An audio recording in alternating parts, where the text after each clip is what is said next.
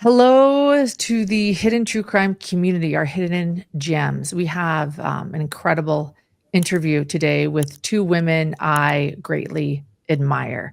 We have Detective Bobby Joel Olson and Detective Molly Harris. They were lead detectives, investigators on the James Craig case, which we covered that case and trial in full. I have to tell you, ladies, again, just how honored I am to sit with both of you. I see you both as lead detectives, as investigators. Obviously, I know that your law enforcement background is immense, and I want to talk a little bit about that. But I also see you both as symbols of sort of this relentless pursuit of justice for Angela Craig. Angela Craig was murdered, and we can say that now because he has been convicted. James Craig, her husband, has been convicted of murdering her using arsenic, cyanide, tetrahydrozoline, and other poisons. We'll get into the details because nobody knows this case better than these two women here, these two detectives who have been actively, in my opinion, fighting for justice for Angela Craig for years. And I just want to begin by thanking you both. I watched you both on the stand.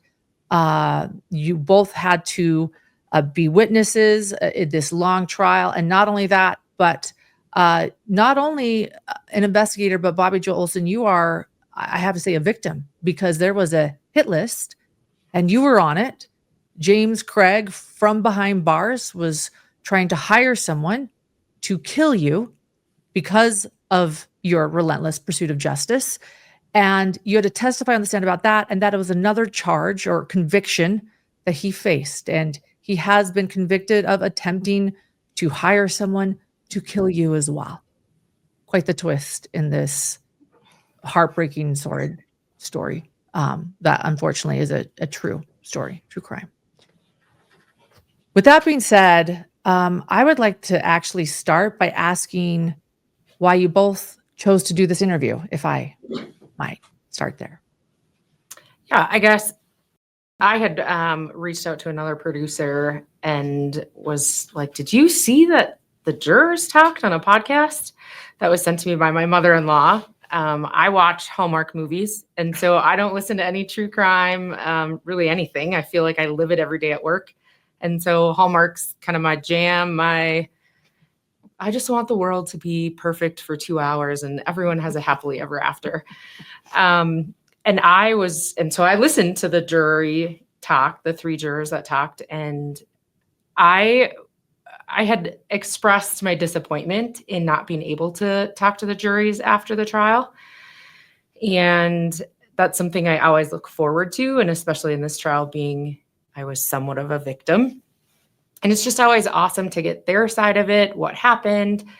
And really, I kind of just, I don't want to call it a spiel, but I talk to the jurors, like we sign up for this job. We sign up to see all the horrible things we see. And these jurors don't. And so I always just like to ask them how they're doing, how they're feeling, how it was being a juror emotionally, really. And then I just usually tell them from just talking to other jurors in past trials, I know kind of what other jurors have experienced. And so I always just like to express that to them, that they're going to have feelings, they're going to feel alone, their lives are changed. Like these are murder trials. Like they're some are very gory, and this one was an extremely emotional trial. And so I just like you getting to talk to them and them trusting you to do this story. I was just really hoping that, I'd be able to kind of reach out to them via your platform and really just thank them. I thought it was absolutely amazing that they all had that group chat and they all still communicated.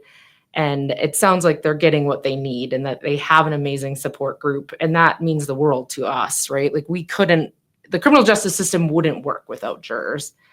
But I mean, at the same token, it's sad to hear how they felt. And again, from past juries' statements, I know that that's a lot of times how jurors feel. And just, I wanted to let them know like that's all normal. That's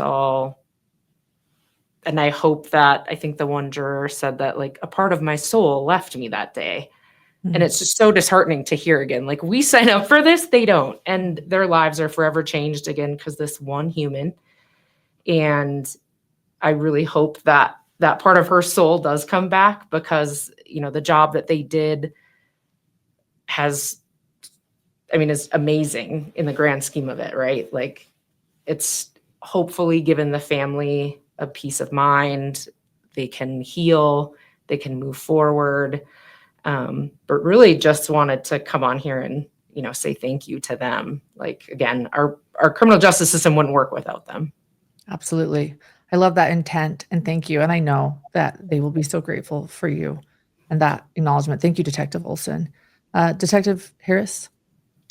Yeah, I just think a lot of times I'm a big true crime podcast listener, so we are the opposite when it comes to that. But I think a lot of times within that realm, the cases that are bigger or more well known, especially like when you look back at like the BTK killer and Dahmer, and you know, a lot of those, Ted Bundy, those are the ones that everybody wants to cover because they know people or naturally know those cases. And so, you know, some of these smaller cases where it affords an opportunity for us to be able to really talk about the dynamics of the people within the case as well as the victim. I mean, in a jury trial, it's really a highlight reel of everything that happened. You know what I mean? This particular case has 10,000 pages of discovery, 2 terabytes of information.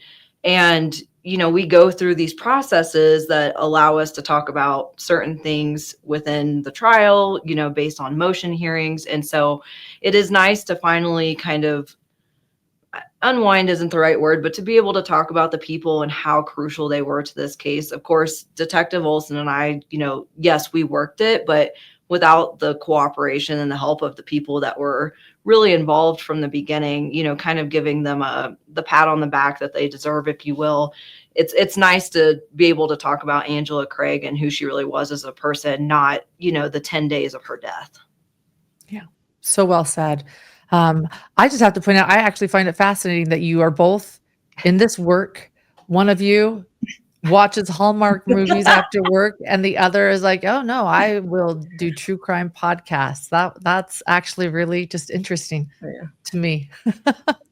It's But- very motivating when you listen to them when you run, because you're always watching around yourself. So. Yeah. So well said. Well, yeah, you're both incredible. And actually, you know, while you were on the stand, we, of course, because you're expert witnesses on the stand, we learn about your background in law enforcement. Would you mind just sharing a little bit about your backgrounds with us today before we continue to talk about this case? Yeah, sure. This is Detective Olson, sorry. Yes, sorry. Yeah, so I started my career in 2004 in the state of Minnesota, where I grew up. And then while I was in Minnesota, I worked as a patrol officer and then became a detective in 2009, I think. And then my family and I moved to Colorado in 2012. And then that's when I started working for the Aurora Police Department. I worked patrol, worked in our burglary impact unit, and then our special victims unit here at Aurora. And then in 2020, went to our homicide unit. Okay. And Molly Harris here. I started in Carbondale, Illinois. I worked as a patrol officer for 5 years, from end of 2013 into 2019. And I was a patrol officer and a school resource officer at a high school. And then lateraled out here in 2019, started on patrol here, went to our domestic violence unit as an officer investigator, essentially the same thing as a detective, just not officially the promoted rank, and then came to the homicide unit in 2021. And I find it fascinating, from domestic violence to homicide, which honestly, this case is about both, in my opinion. Yeah, absolutely. Probably the coolest thing about our homicide unit is we're kind of a catch-all. We have people from formerly in the gang unit, formerly in the robbery unit. Bobby obviously comes from special victims unit. I came from domestic violence. So it's kind of a cool melting pot, because everybody has kind of a different background, which ultimately always helps in these cases when there's that element. And so for me, coming from the domestic violence unit, I was extremely passionate about this case and getting, the evidence that we needed, as well as being able to prove this beyond, the point that we did, just to show how really damning it can be within a intimate relationship, and how challenging it can be even without a physical aspect. Absolutely. James Craig, an Aurora, Colorado dentist, what looked like from the outside a successful practice, a successful family, 6 children, a marriage of 23 years, religious. They belong to the Church of Jesus Christ of Latter-day Saints. It seemed as if this was a family that had it all, and yet, this domestic violence. We learned about Angela Craig's journal entries. We learned about so much of the manipulation, and I do want to get into that a little bit later, especially knowing that you were part of the domestic violence. That is one reason actually I was drawn to this case. Is clearly she was murdered, but there was also so much emotional manipulation for years. And in my opinion, I'm not the expert, you are, but what I saw from the trial was this sort of emotional manipulation for years, and just sort of, I think that's maybe just sums it up. The emotional abuse that you can't always see from the outside. So. Right. And I think when people think of domestic violence, they think of the physical aspect, as whereas this case was, and couldn't be any farther away from that, right? This was 23 years of manipulation, but it's, Well, and we've talked about, just the level of, I guess, attempted control by James Craig, even not only just within his relationship, but within his work community, sending messages of don't go to the police with this information. And then additionally, trying to control the narrative, even from inside, the confines of the Arapahoe County Jail. He was trying to dictate so many elements of this entire investigation, regardless of what we were doing to disprove it. And, someone like that doesn't typically become controlling overnight. That's a historical thing. And I think that was very evident through the content of messages between him and Angela. Just his constant communications and making her get to the point where she's apologizing for trying to approach him for the things that he had done, through levels of infidelity. Right. She's all of a sudden apologizing to him, and he becomes the victim. And you're like, wait, how did this happen? Yeah. Those texts so many of those texts were read in trial, even more than I had read in an initial backstory I did. I read a lot of those texts in this backstory before the trial began, because that's so much a part of this. Like, he's helping her, or looks like he's helping her, while he's murdering her. It's such a stark contrast in this case. It's so shocking to see that in real time. So, right, those texts are just shocking to see. A quick word from this episode's sponsor. For me, staying focused during long projects can be a challenge. I think I've shared that with many of you before, but that's where Lumi gummies have made a real difference. Consistent, mellow, and delicious, Lumi gummies are crafted to help you feel balanced, centered, and ready for whatever your day brings. Whether you're looking for a burst of creative energy, a way to stay present, or simply some clarity, Lumi has a strain that's right for you. Just the other weekend, I had a big reorganization project to tackle. Yeah, I was nervous. Well, I took an orange cream cookies sativa gummy, turned on my favorite latest playlist, and before I knew it, I was fully in the zone. It made the whole process smoother, lighter, and actually enjoyable. Lumi gummies are available nationwide. Go to lumigummies.com. That's LUMI gummies.com and use code HIDDEN for 30% off your order. Again, that's lumigummies.com. Code HIDDEN.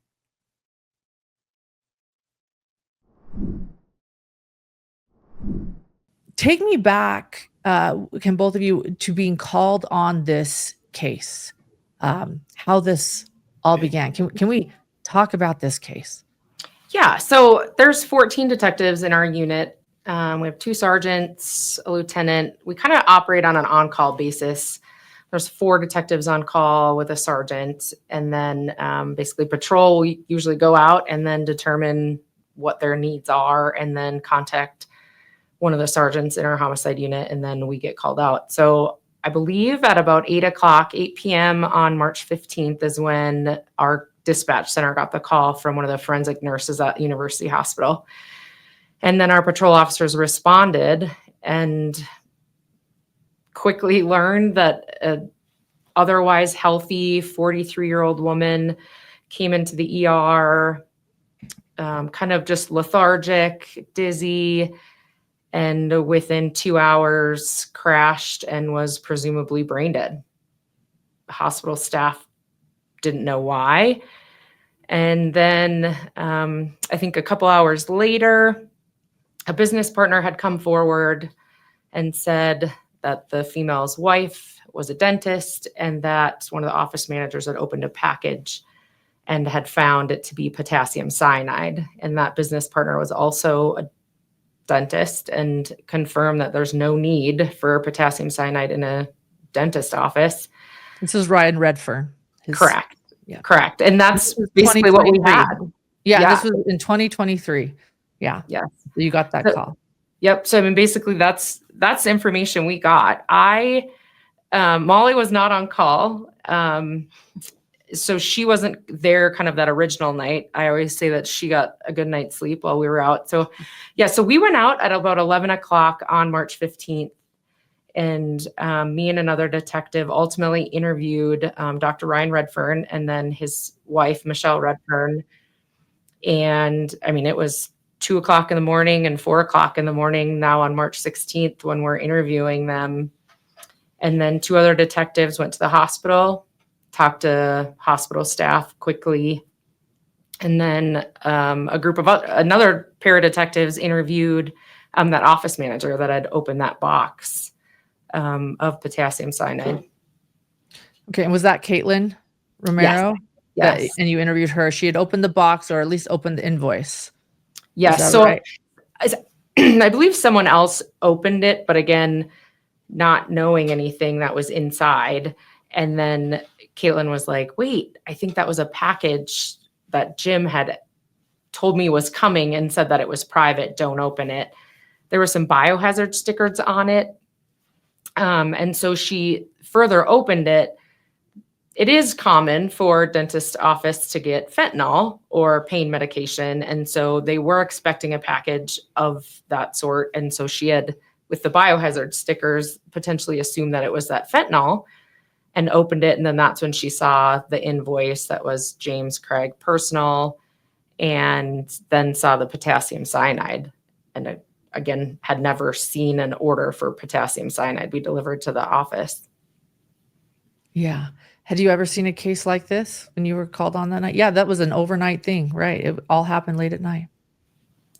Yeah, and I think that's the thing that kind of shocks everybody. Really, the kind of those first 4 days were so pivotal and critical in this investigation. I think everybody expected it was months and months and months, yes, because of other items and data and other things that were going on. But really, that first 24 hours, really became critical in this case. And at the point that she had been called out, like we talked about, our unit is very unique. It's just because you weren't on the call out team doesn't mean you don't get involved. I can't tell you the amount of times we've walked in and we need bodies to go help do this. And you'll have no idea what has happened. You get like a blip of information and then, basically information of what we're looking for. And that Thursday morning, I remember walking into our headquarters building where we're at, and they're like, we need more people to go search. And I was like, okay. And sure enough, her original co-lead already had predetermined vacation.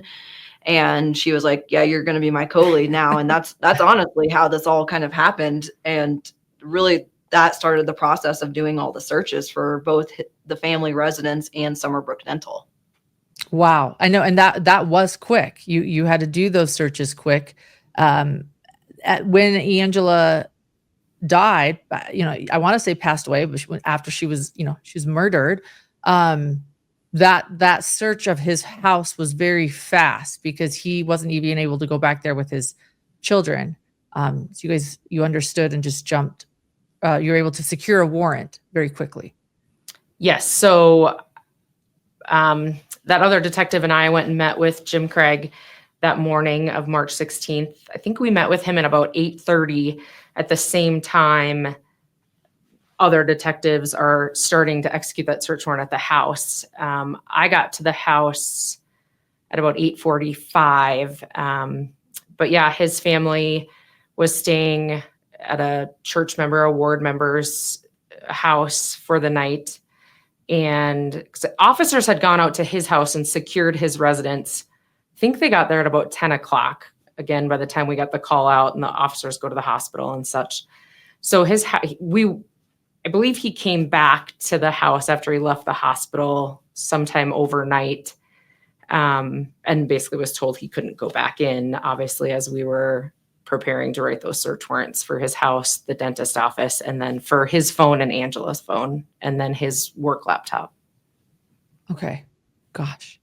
And what were you looking for specifically in these initial searches? Obviously evidence, but what specific? Yeah, there was a lot of concerns. We had a lot of questions. First, where was Jim Craig? We had another detective of ours in our unit that belongs to the church. And so he knew the bishop and kind of knew the inner workings of the LDS church, which was extremely important in those first couple days. We had reason to believe poison was delivered. How much poison? And where was the poison now? What form was the poison in? No one opened this container. We don't know if it's powder. We don't know if it's pills. We don't know. What we do know is there's 6 children, 4 of which are juveniles that live inside that house. Are the children safe? What dentists do you not know that is always seeming to have it all, right? They always seem to be successful businesses. So his financial means were definitely a concern. Again, he's of Mormon faith. We knew he did some mission trips. Mission trips. And so were those mission trips to non-extraditable countries? Again, does he still have this? All these things are concerns in the back of our mind. Like, we had to act quickly. Yeah, and the house, it was a large house, given that there's obviously could be 8 people living in it at any time. Normal standard things, flour, sugar, but what might be flour and sugar could also be poison. We were taking samples from a lot of locations. We went through everything. Detective Olson was under the impression, based on the information she had gained, that there was a possibility it was in protein shakes. So we were collecting shaker bottles with remnants of it. We were just trying to really err on collecting whatever we could, knowing that we have this window to be in the house. And then usually once you're out unless there's some sort of follow-up information. So we didn't know the company it came from at that point. We didn't know the form that it was in. So it was really taking as much as we could within, obviously, the confines of that search warrant, and hoping that something that we collected obviously would give us some sort of evidentiary value for the long term. Okay. One of the shocking things that came out of trial for me was this timeline that James Craig wrote himself right at the beginning of this investigation, where it's essentially a confession with a twist. How did that timeline come about, and was that shocking to both of you? Is that normal? This time, maybe explain this timeline and how that came about, because that was some really damning evidence in trial. Yes. So, this case was moving as fast as we could possibly move. Those first literal 4 days, I don't know. I think there's a picture of me sleeping on the floor in our desk in our office. We didn't go home. We took 15-minute naps, and it wasn't just us. It was our entire unit, our entire team worked on this 4 days. At that time, our digital forensic unit was down to 1 person, and this was March 15th. This was prime spring break time. And so a lot of people were off. And so was our digital forensic guy. And so now we have these computers, we have these phones, and we have no one to forensically download them.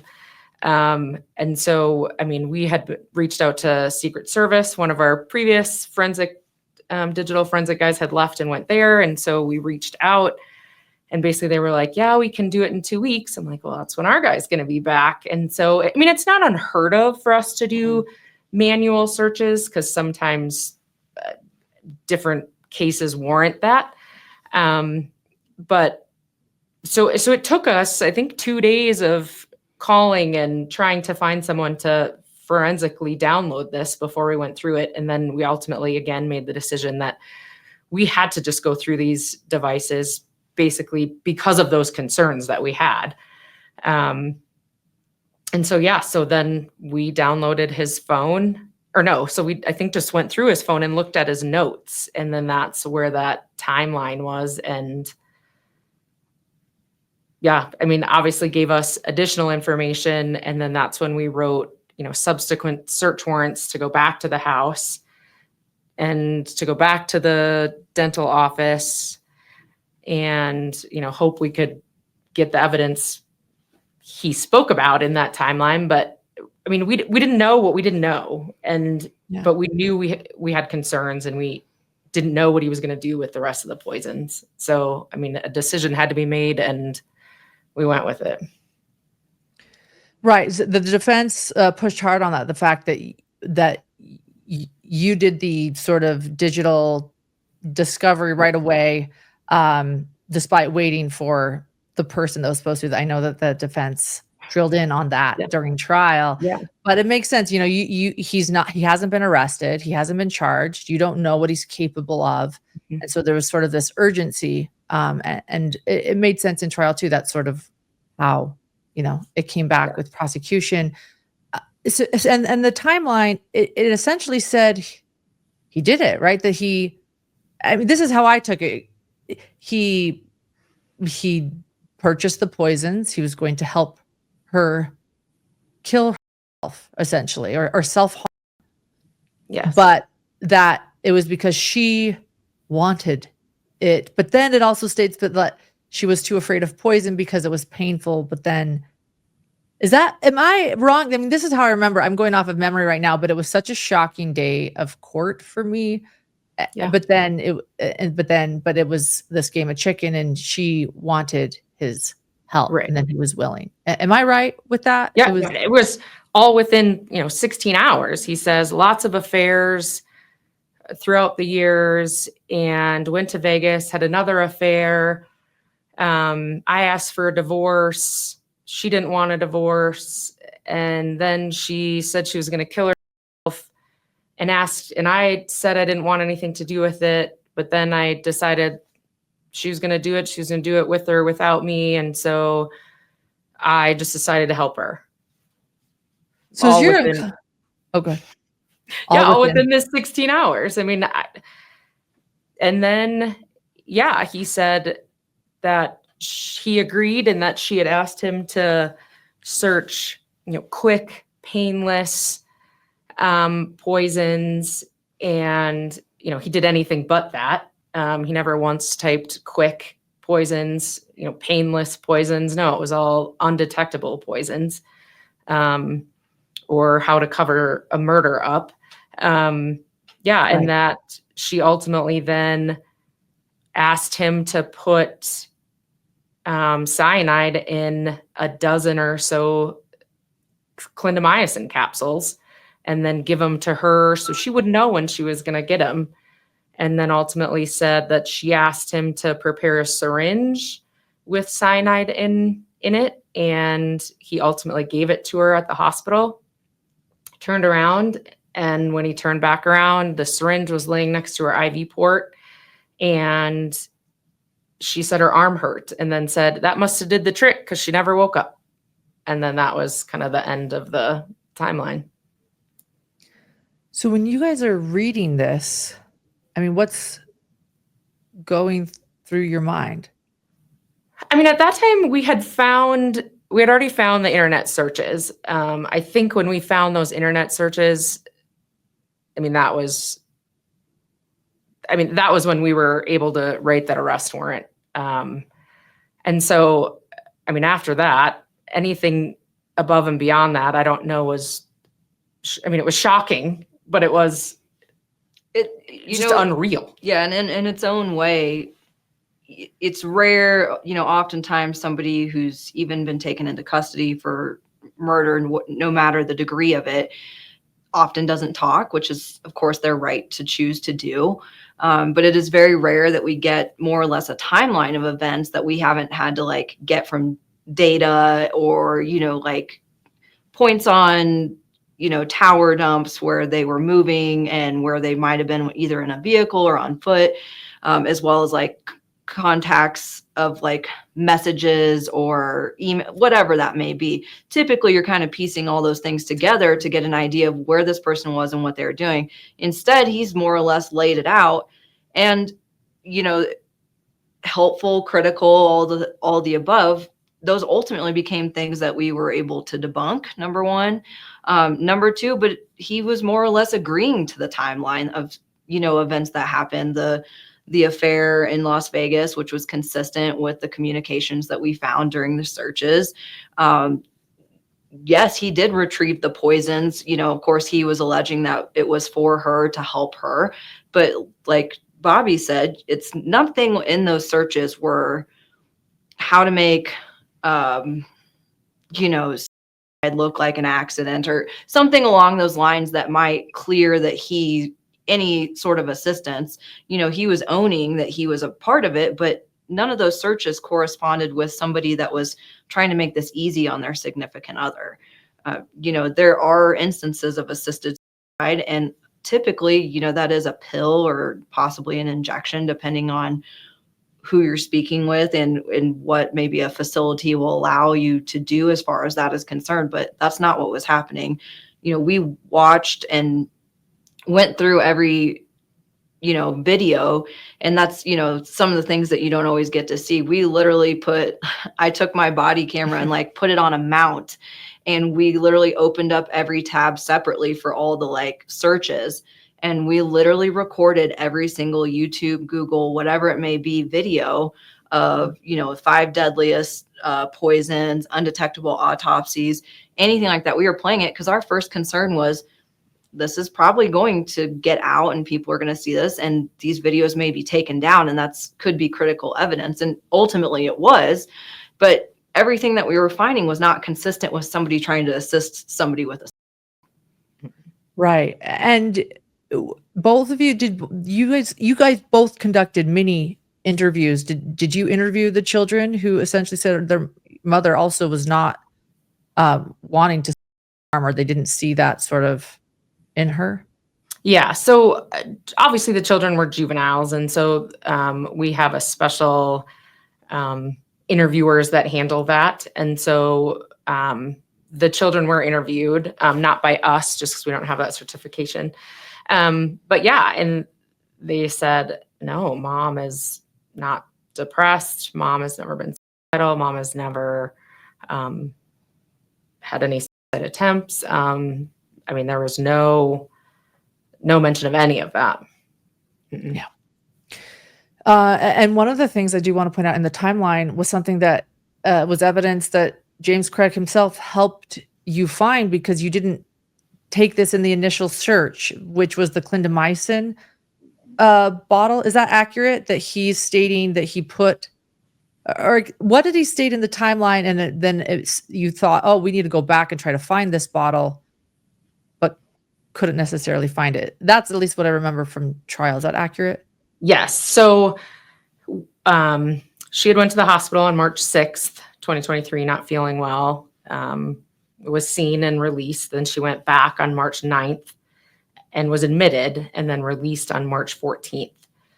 And then went home March 14th, and then was back in the hospital March 15th. So we know from the search warrant that Jim Craig prescribed Angela clindamycin, which is a common antibiotic, and that he filled that prescription on March 14th. It was capsule form, and it was sitting on the nightstand.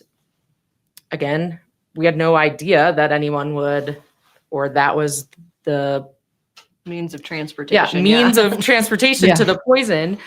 So we photographed it. And just in case it was important. And so we knew that he had filled that prescription on the 14th, and we knew what it was for, and we knew that it was capsules. But yeah, in his timeline, he had said that he manipulated approximately a dozen and, put them back in the bottle per Angela's wishes. And so, yeah, we wrote a search warrant to go back looking for that clindamycin bottle, and that specific one was gone. We did locate another one, but it was from 2019. It was an older prescription. We collected it, but again, it wasn't the one that was on the nightstand, and it wasn't the one that we believed he manipulated. Okay. My goodness. Several interviews conducted between the two of you. Is that correct? Yeah. Yes. Any really telling interviews? I mean, there were also the women he had affairs with, the sugar babies, which, as the court referred to them, the sugar babies. And also we interviewed one of them, Carrie Hegseth, who explained that she was actually found. She didn't come forward, but yeah, law enforcement approached her. Can you tell us a little bit about the interviews and about the witnesses both of you interviewed or found or discovered, and how that came about? Yeah. I mean, and so again, through these searches, we had reason to believe that Karen Kane was in town. And again, at that point, we didn't know really anything other than Ryan Redfern said that potassium cyanide had been delivered, and Angela was now brain dead, right? And then we find out about an alleged affair. So again, time was kind of the essence to talk to Karen Kane. I mean, at that time, was Karen Kane involved? Maybe she wanted Angela gone just as much as Jim wanted her gone. We didn't know. Yeah, you don't know anything. Right. I mean, we didn't. And so I had reached out to Karen and was like, we need to meet, and now. And so I met up with her at a hotel here in Denver, because again, she lives out of town. And I mean, it was evident within the first 5 minutes of talking to her that she was not involved, knew nothing of what was transpiring, was essentially a victim within this mess that Jim Craig had caused. And he had just lied to Karen. He had told her that he was in the midst of a divorce, as was she, that he had an apartment that he would stay in kind of 1 week, and then Angela would stay there and he would stay at the house to take care of the kids. All these just grandiose lies. And she believed him. Yeah, she did. She did. Many people believed him for many years. Yes. But was that, I think that one of the other really sort of shocking things that happened in all this was learning how he manipulated his children too, until his children turned him in for something really shocking. Yes. Did you see that evolve too, with the adult children sort of maybe not believing this and then coming to, or? Yeah, I don't know that I really want to speak to the kids. I guess, you develop a relationship. I guess maybe relationship isn't the right word, but I mean, it was sad to see how fast they had to grow up from the first time we met with the kids to the trial.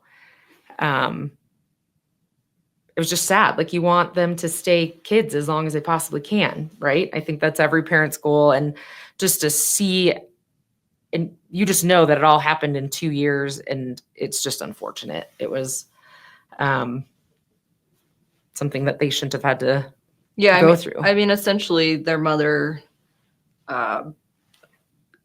was brain dead on the 15th, but obviously not pronounced deceased until the 18th. And then, we're in the midst of authoring the arrest affidavit for James Craig on the 18th. He isn't ultimately arrested till the 19th, but here they are trying to process that their mother is officially deceased. And then within just hours, their father's arrested, and then the affidavit gets released to the public. So, I don't even know that you can even put a pulse on what they were thinking, because I'm sure that they were overloaded with processing the information of what had happened in such a short amount of time. But, I think when they gave their victim impact statements, it really is a testament to the family and the values that they have, within that family, to be there for each other. And even when, Tolliver is presented with essentially picking up everything and, helping the family move on,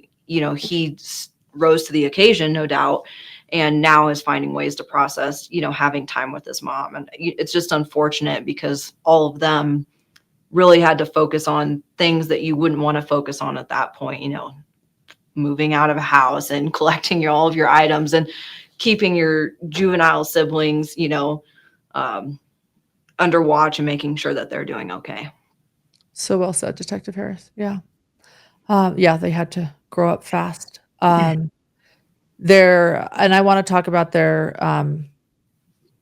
did an incredible job on the stand, the two daughters. Before that, the daughter that had to come forward with that shocking information. Can you take us back to that moment and what happened? Yeah. I mean, again, I've said it before. I think her coming forward and giving us that letter, I think is really a testament to Angela's parenting. I mean, she clearly was able to raise these children with values, with morals, with ethics, right? I mean, this poor girl, Annabelle. Yeah. yes, who has been 18 for all of 2 weeks and is now having to turn in a letter against her dad that's now in jail, and her mom is now passed away. Like, again, I think attests to Angela's parenting, right? Like she taught these kids to do right from wrong, or know right from wrong. But yeah, I was in trial and I got a call from one of my sergeants and said, you got a letter from an attorney's office today that dropped basically this letter off at our front desk. And I was like, well, open it, of course. So he opened the letter, and it was a letter from an attorney, basically said that they had come in contact with this letter. They didn't say how they got the letter, but that it had been given to a family member, and they felt that they needed to turn it over to law enforcement. And ultimately, throughout the investigation, we learned that, Jim had asked Annabelle to come to the jail and bond out an inmate that he said was ultimately their cousin, which Annabelle was like, we have a big family. I guess it could be one of our cousins. Yeah. And went to the jail and bonded this inmate out. And then when he came out, the inmate gave Annabelle this letter, which, ultimately was, the biggest shock of all. The letter stating that she should go to the dark web to find a way to create a deep fake of their mother saying that she wanted to self-harm. Yes. Was that the letter? And you're both nodding. Yeah, go ahead. Yeah. And with the dates that co-aligned with the dates that he did the internet searches, how to do it, where to go, buy a laptop, use, Bitcoin, find people that advertise, on the Tor, Onion, make it look authentic, has to be this date. And it was the February 27th. And that was the first date of his searches on computer number 9. All intimate details. That really he would only know. Right. Thoughts when receiving this letter? I mean, this case is shocking from beginning to end, and James Craig just continued, in my opinion, to make it more and more shocking and upsetting. And that was a moment as well. I think our cases, they're always long and in depth. And I would say, though, within 6 to 8 months, you pretty much have a good grasp on the investigation and wrapping everything up and closing it, so to speak, to getting it ready to go to trial. This was 2.5 years of emails and letters and more interviews. And I mean, every month I was like, oh, I just love this for me. Like, it just would, I mean, while we treat every homicide crucial, like, it was just like, this will never end. It just kept going on and on and on, to the point where I think I was even typing up reports while we were in trial, because people were still coming forward at that time. It was, I mean, Wow. it just wouldn't stop. It would not end. You brought up an interesting point, that it's just the information and it would never end. Yet the defense was very critical on Aurora investigators at what you didn't get and what you didn't take. Laptops of Angela's, what you didn't search. Can you talk a little bit about that? That was, I think, the defense's biggest criticism on the investigation. Yeah. I mean, to, I guess, defense's point, I mean, they were the only ones that said that that's Angela's iPad, that's Angela's laptop. Jim Craig never told us that was Angela's laptop. None of the kids said, well, that's my mom's secret laptop that she did all these searches on. That's my mom always carried that laptop. No, that wasn't the case. I had a search warrant to get electronic devices, but I don't think that that's, can I take them? I could. Should we? No. I mean, we have to protect people's rights of illegal search and seizures. We had no one telling us that Angela was using the kids' iPads to search poisons. The kids didn't tell us that Angela ever used those laptops. So for us to then take them, I don't even have probable cause to get a search warrant to then search them. I can't just search a computer for internet history because it was in the house. Like, I have to have some connection or someone saying that they use that device for us to be able to even write a search warrant to get that. I would say Colorado is very conservative of what we can get. We're to the point where I think back in the day, we'd get a search warrant for a cell phone and we'd get everything. We'd get pictures, videos, text messages. That's not the case anymore. I mean, we really have to go through and say, I know that they were communicating on Snapchat, or I know they were communicating on text messages. And sometimes even when we have proof that they're communicating on text messages, we'll only get text messages between that person and our known person. So, I mean, it's really hard for us to really get into these devices. We had the most important one, which was her cell phone. I mean, I think even the Supreme Court has described the cell phone as the modern diary. Mm-hmm. I can attribute that phone to Angela. She has a phone number. It's Angela's name. Her iTunes account is in her email.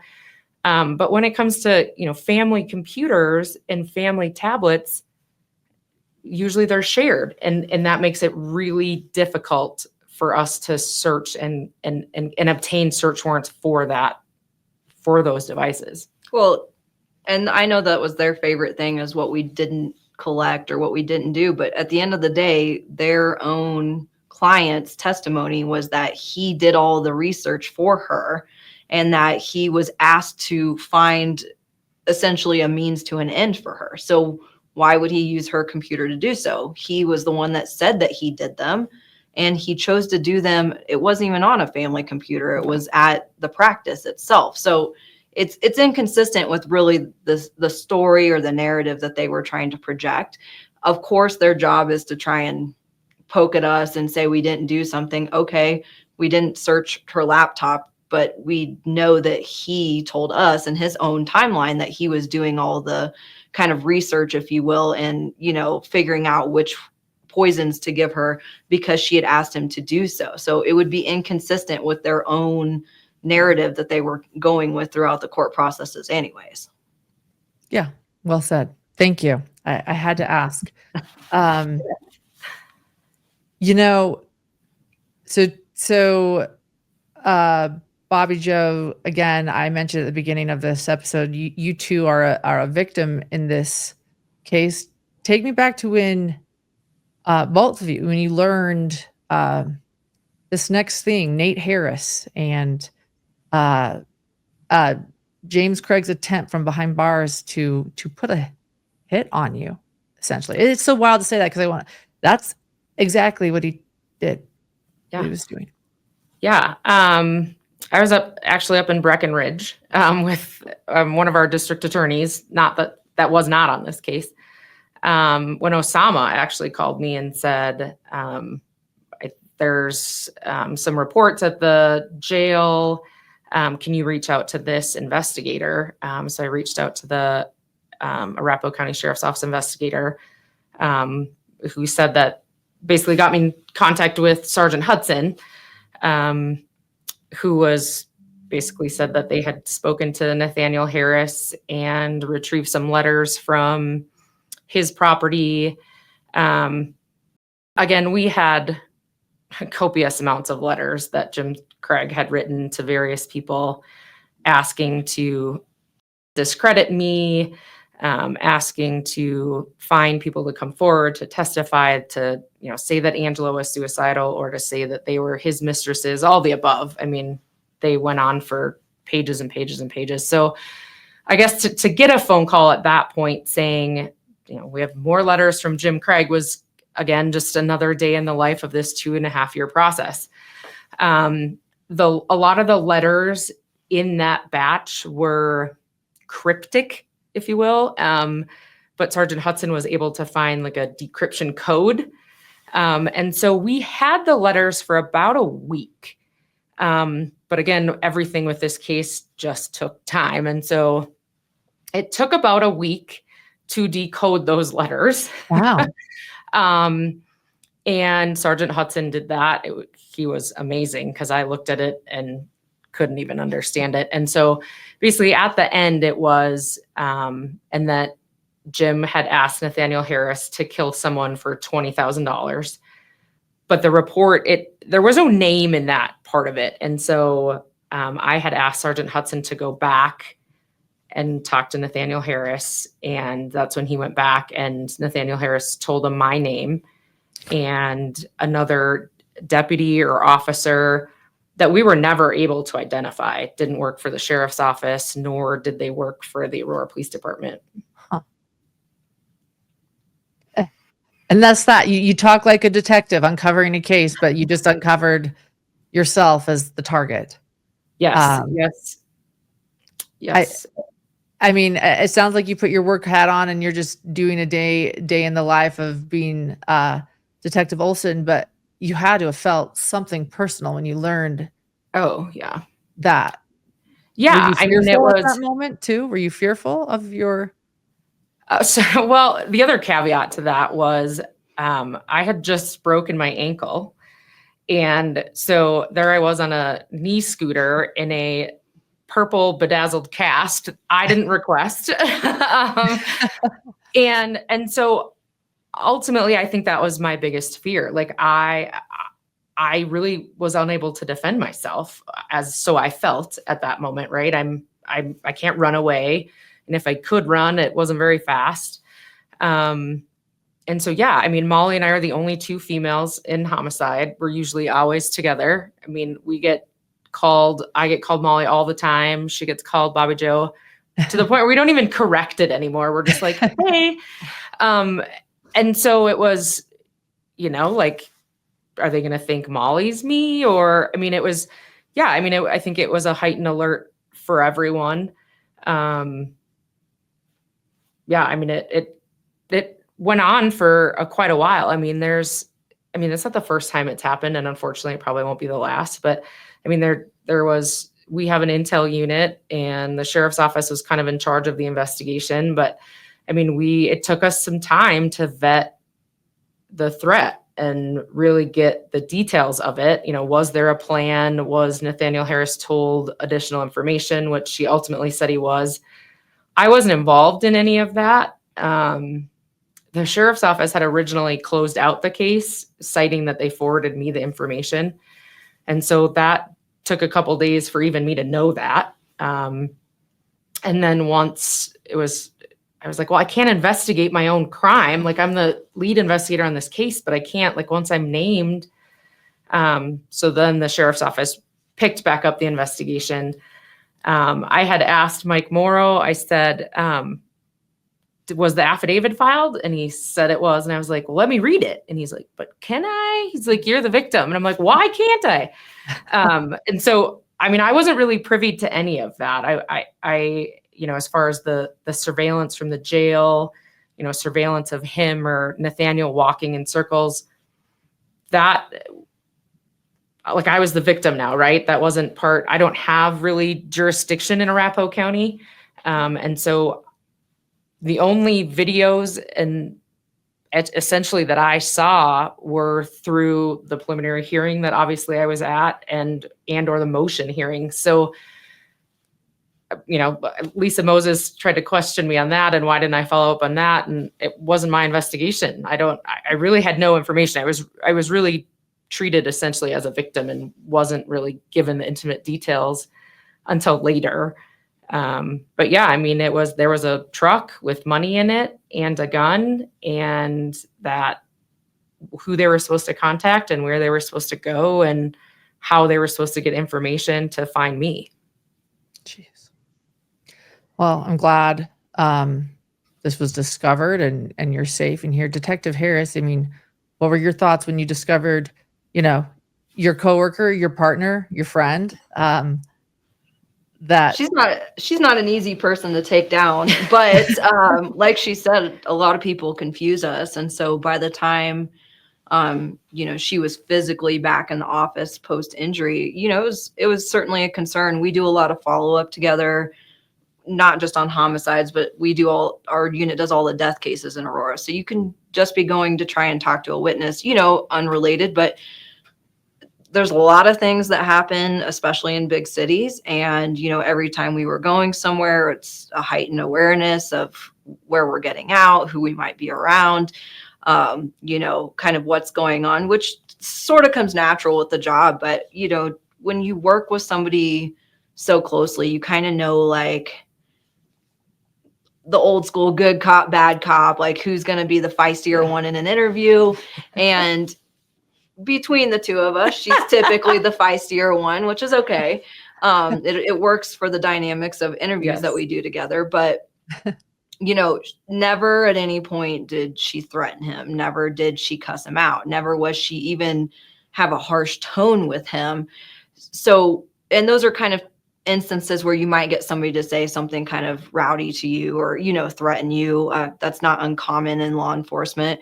But, in this particular case, she didn't do any of those things. She was very upfront with him the entire process, what she was there to get his phones and Angela's phones, and that she was still working the investigation. Even when he was taken into custody, she was very upfront with him. And, it's frustrating when you do everything right, as far as no coercion, no sort of intimidation, and then still have somebody try and come after you for it. Undoubtedly, of course, we are thankful that Nathaniel Harris did come forward, that he didn't act on those, options. And, furthermore, that Detective Olson is here.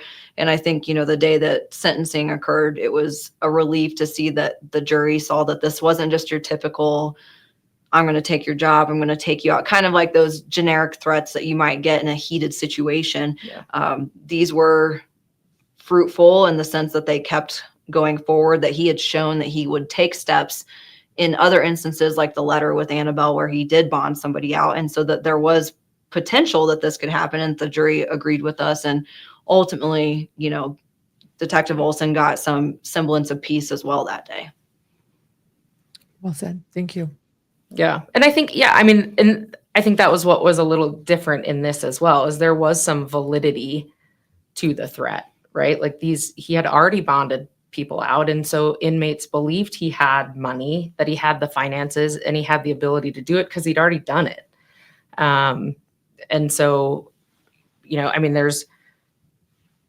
and yeah, I mean, it was, there was more validity to that than I think just, someone, yelling at you on the street. So, yeah. And again, I didn't know when Nathaniel Harris testified, he said, I just agreed to do it just because I knew how desperate Jim was, and that if I didn't agree to do it, that he would find someone that maybe would.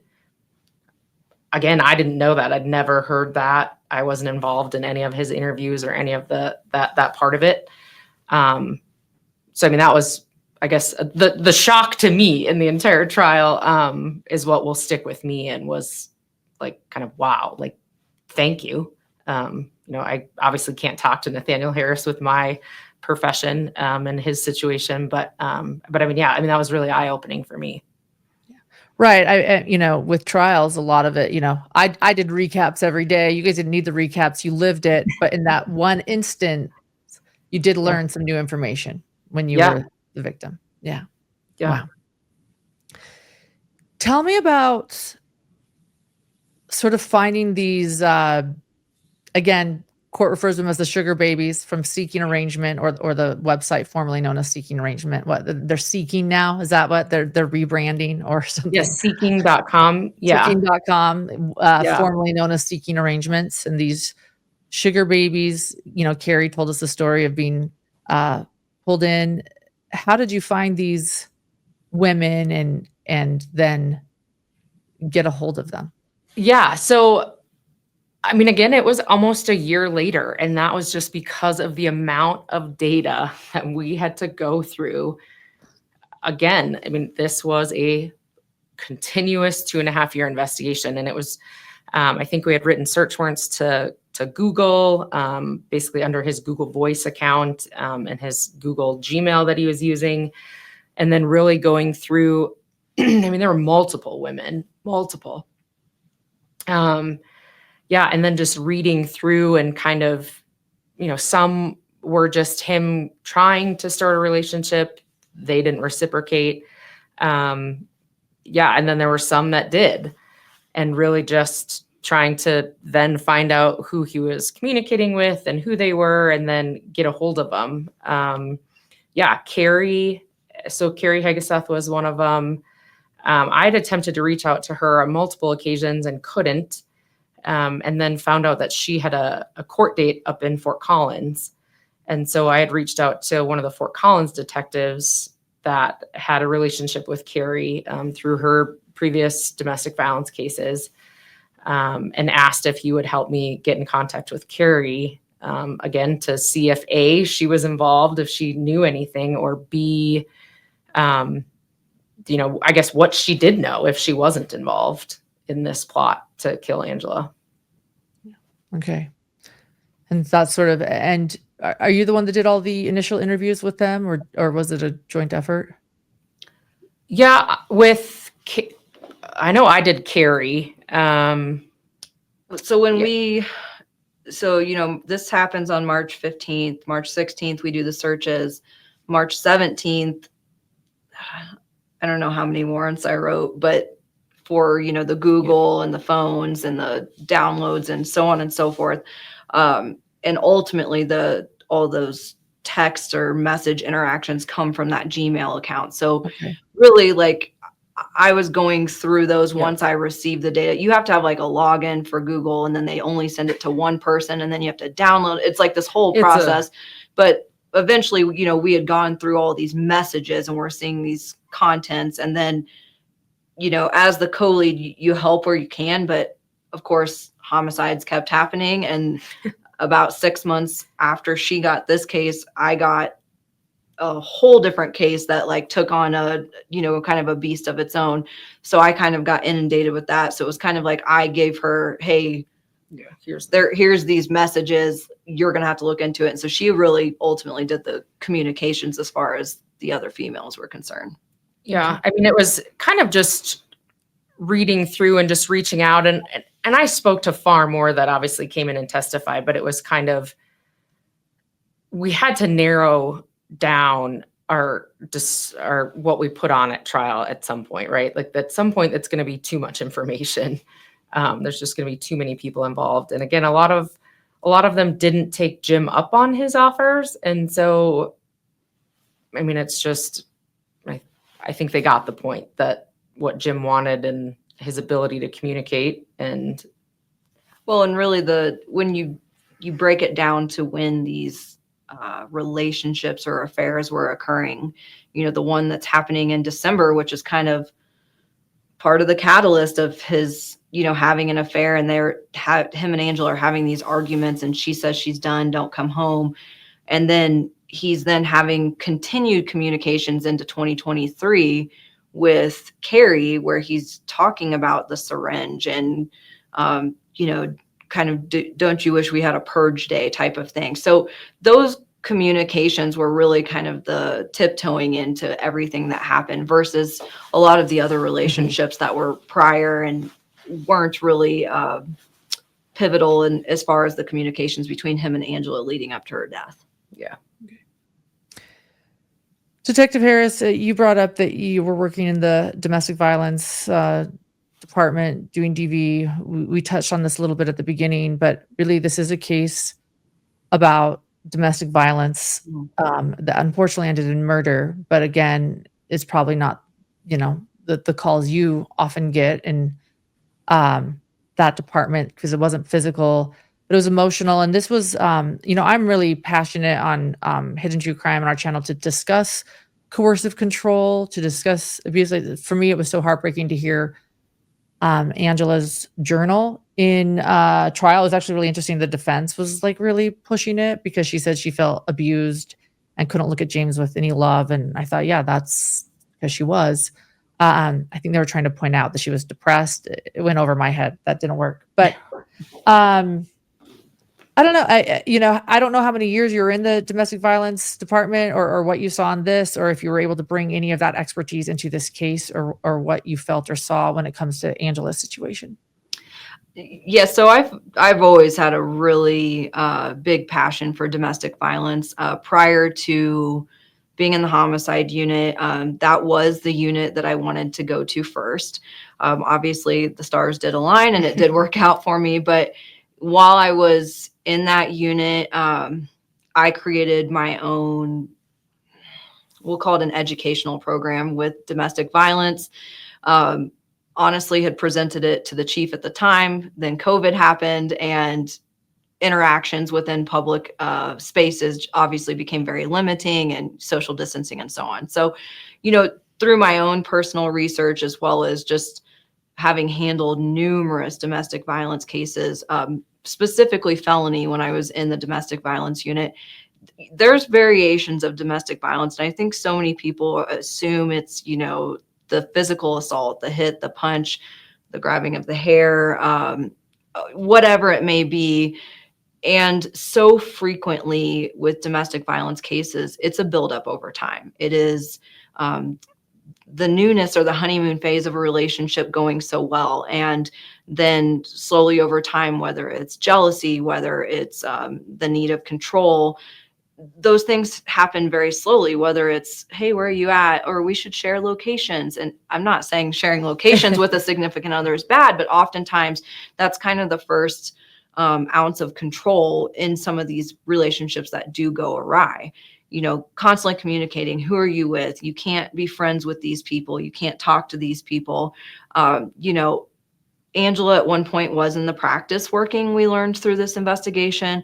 Ultimately, she wanted to be at home. She was able to do that. But I mean, when you look at her and James's communication, it is nonstop. Really, anyone he was talking to is nonstop, but constantly aware of what she's doing and where she is. Through their communications, he's talking to her and saying things that make her feel good, even at the point that this affair comes up in December of 2022. She says, I'm done, don't come home. It's clearly that she's probably emotionally at the end of her rope as far as dealing with what he has put her through. And then he just continues to talk to her, and you can tell how controlling in those communications they are, because they end up going to Disney on a trip, and you can tell as most mom or dad trying to, on the surface, we're going to deal with our relationship problems and not in front of the children. They're on these trips and she's still trying to work through things with him while she's putting on, a bright face in front of the family. And the entire time he's saying all these things, oh, we should get a therapist. Let's talk about this. We can figure this out. So much so to the point that she at one point says, I've been going at this all wrong. I'm so sorry. We need to work through this. Like he has literally manipulated her to the point that she's now apologizing to him for having done nothing besides trying to advocate for the relationship. And so that level of control is honestly a lot of times the hardest or worst part about a domestic violence case, because you feel stuck. You feel as though you can't leave. You feel like you have to work through this, especially when there's additional family members in play. And it was very evident that she had been controlled by him for many years, and that anything he could say, he knew what to say, how to say, when to say it, to manipulate her to be back on board in that relationship. So he's, no longer the bad guy. And those relationships ultimately end up being very toxic. A lot of times you tend to not tell family members about this. Thankfully, in this particular case, Angela had her sister as, her advocate, someone she could go to and talk to, not really as a help me get out of this per se, but just as someone to lean on, who also provided pivotal testimony in this case as far as what the relationship looked like. But domestic violence is just so much deeper emotionally. And, I always say you can't see out of it when you're in it, because you're so ingrained into this is what a relationship is like, that you're unaware that there are other options. So well said.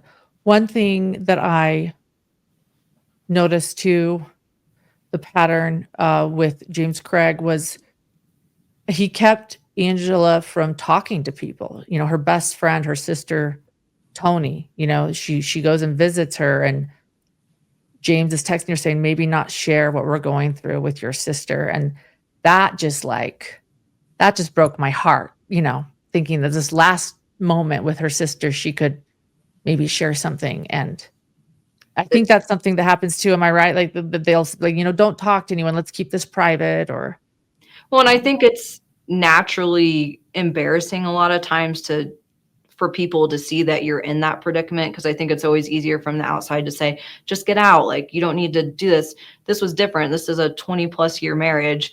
This isn't something you just walk out overnight on, number one. 6 kids, shared finances, a business, right? And on top of that, like at the point that you're demonstrating or directing or telling somebody who they shouldn't be talking to, it's hidden again, another level of control. That person is aware, meaning James is aware that if these people have this information, it's not fruitful for him. It damages his character. It makes him look less bright as far as, who he is as a person. And he was clearly very concerned about how he was perceived. And again, thankfully, Angela, maybe she's not texting her sister this information, but she's having a phone call about it. She still was, advocating for herself to her sister. But oftentimes that's not what happens. People conceal it, they keep it in, and then you have no idea until, you might find a message or something like that. And he was constantly asserting a level of control and dictating what her life was going to be about. Yeah. Coercive control at its finest. And you're right. Smart, brilliant women and men find themselves in these situations, and it's very difficult and very embarrassing to share with people. Right. And this idea that you can just get out is so simplified in these complex situations. Yeah. That's probably the biggest misinformation. It's like, just leave. Okay. Well, even if you just leave for the night and you go to like a local women's shelter, or you have that, resource within your community, it's a very temporary fix. And oftentimes you do have to return to the site of where something traumatic happened, whether it's emotionally, verbally, or physically. And oftentimes then all these messages are flooding in that, I'm sorry, I didn't mean it, whatever. And then you're willing to give that ounce or level of forgiveness as well. Yeah.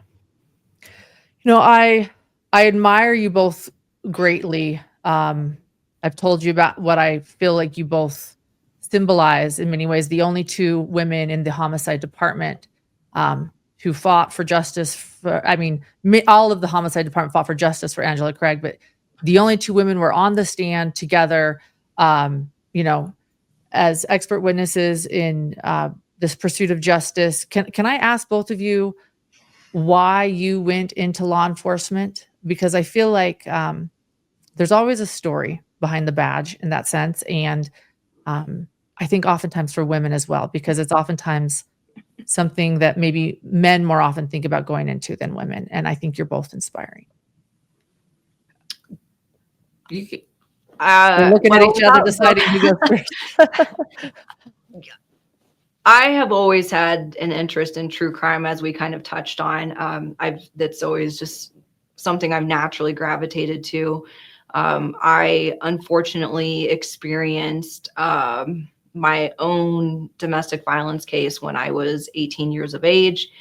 I had already had an interest in criminal justice, but I was one of those people who kind of couldn't see out when I was in it. Luckily, it didn't get to a level of death, obviously, like we're here for. But having gone through that, it just really initiated my drive, my passion, wanting to help everyone, but especially women. Like I said, domestic violence was truly a focus for me, as well as eventually working in homicide. I do not regret any ounce of becoming a police officer. There are trying times as a woman. You get called lots of names. A lot of inappropriate things are said in your direction, but you have connections with the public that are so much different than your male counterparts. It is what it is. And I am lucky, which is weird to say, to have gone through the things that I have, that I feel like really emotionally and mentally prepared me to be in this position. And so I come from a little bit different foundation of having gone through some of these things that people in the public have.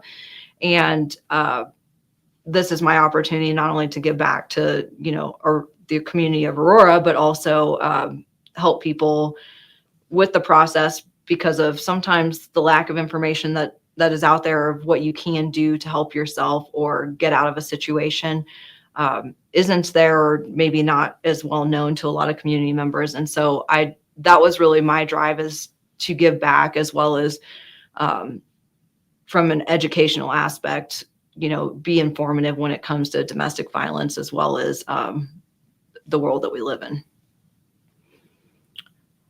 Yeah, I don't have a cool story.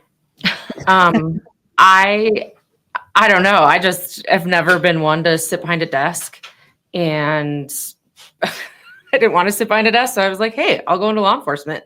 I can work weekends and work nights, and I don't have to have a normal schedule. And so I think I just kind of fell into it. I don't have a cool story. Was the homicide department something you wanted to? No, I never wanted to even be a detective. I said I was going to work patrol for my entire career, that I never wanted to promote. And then I had a family. And so as a female working patrol with little kids and/or while pregnant is not an option. And so I was put into an investigative unit during that time, and kind of, I guess, just found my niche, so to speak.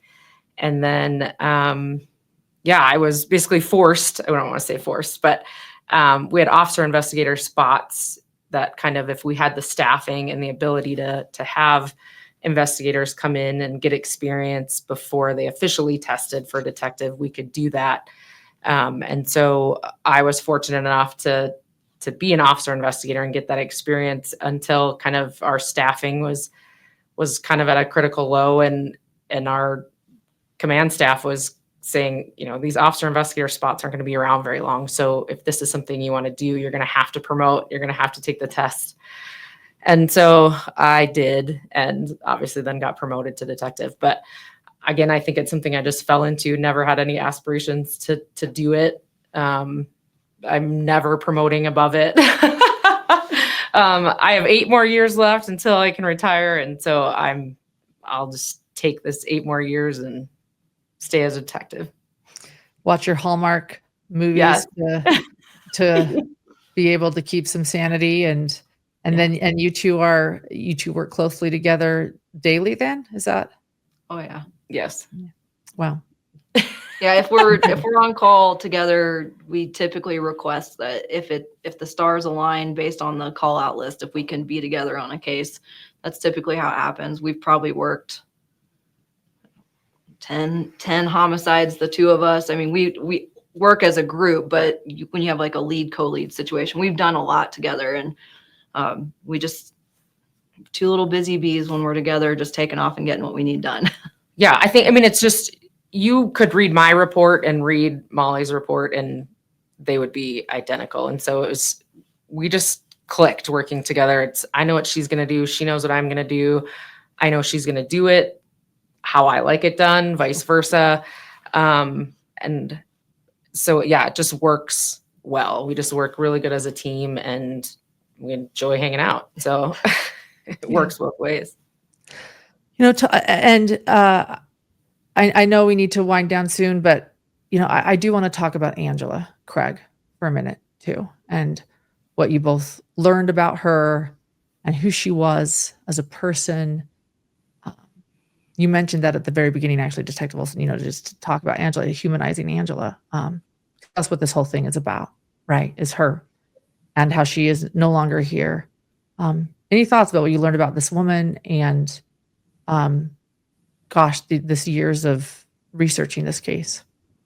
Yeah, I mean, again, that's what I hate the most about, our trials, because it's really the last worst moments of the victims' lives. Whereas that's not how I want to remember Angela, or I don't want anybody to remember her that way.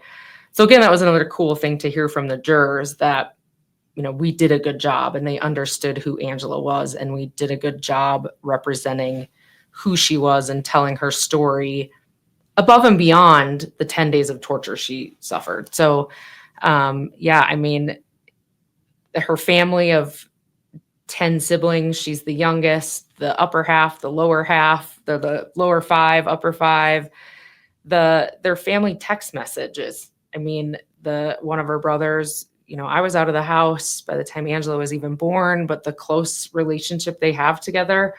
I mean, Mark and Mark's wife leaving their state. They don't live in Colorado. I mean, picking up their lives and coming to take care of Angela. I mean, she's 43 years old and has her own children, and that's what the family does. I mean, Mark didn't hesitate, and Angela wasn't feeling well. We were going to go help her, and I can work wherever I want to. I just take my laptop, and I don't know. I mean, I would say there's not a whole lot of families out there that would do that still for their adult siblings. And so, I mean, that family is amazing. I mean, they gave us strength through this whole case as well to keep going.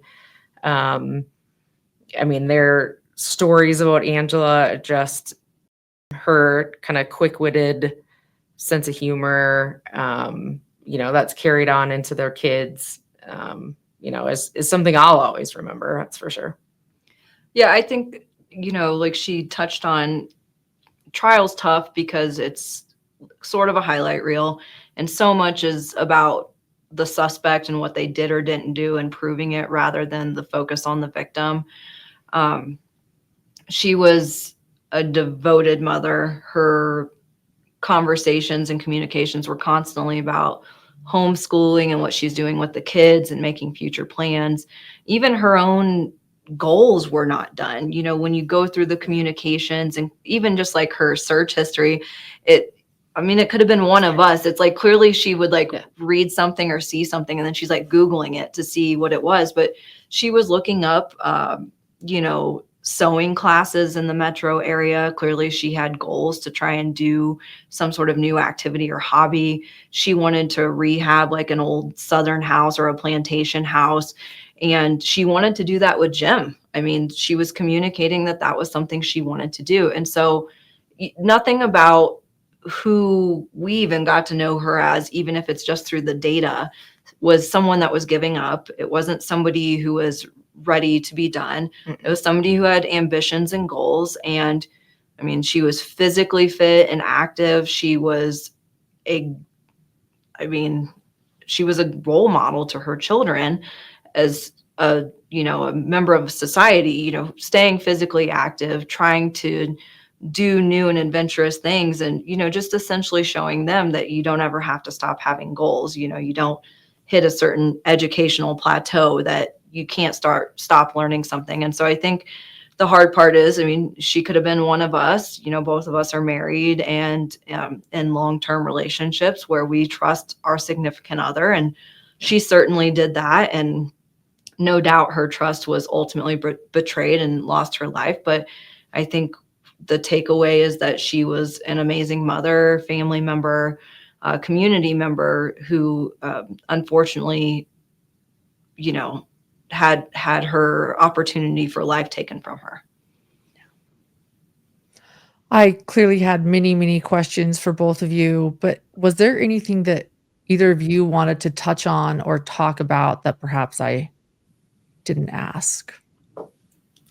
Yeah, no, I mean, I just want those jurors to know that we thank them. I guess everything they're feeling is 100% normal. And I mean, we couldn't do this job without them. I think that for them, they're still processing this as well as I think they probably will be for a while. I think it's awesome that they all have that group chat together and that they all, have their play dates. They went to the Broncos preseason game, and I would just say, keep doing that. I think getting out there and telling Angela's story and talking about their jury experience, will just hopefully emphasize that it's something that is needed for our country, really. I mean, for our judicial system to function, and although it has changed their lives, maybe it will be beneficial in the future, or maybe they can be, a listening ear to someone in the future that is struggling with something that are going through as a juror or not, or, just really give them more education and self-worth to be there for someone in the future. And, coming from the domestic violence side of things, I would just like to advocate as someone that has been through, unfortunately, poor experiences in previous relationships, that there is a way out. It does take time. It's not easy. It is a challenge. There's hundreds of resources nationwide as far as domestic violence is concerned. And even if you're afraid to come forward, you can always text 911. You can communicate in other ways. There's other ways to report this. And, there's shelters and other places, especially in our Aurora community, available that would allow you to start that process of getting out of a horrific situation. And if that is the case, please call us. We do want to support. We'll have a link to the domestic violence hotline in the description of this episode. And if there are any other additional resources, detectives, that you want me to put in, just let me know and I'll make sure to have that. So thank you. Thank you. Yeah. All right. Well, thank you so much for both being here today. Truly, I am with you in thanking the jurors. They were incredible. They had a very, very difficult job, and justice was served, and as did both of you. And you worked very hard, and you were both excellent on the stand. I want you to know as well. I will not forget, Detective Harris, your white pantsuit walking in. It was a sight. It was great. You could see, it was good with your badge. So thank you, ladies. I'm so glad that you both do work together and that you are in sync, and you're doing great things out there. So keep it up. Keep inspiring. Thank you so much. Thank you.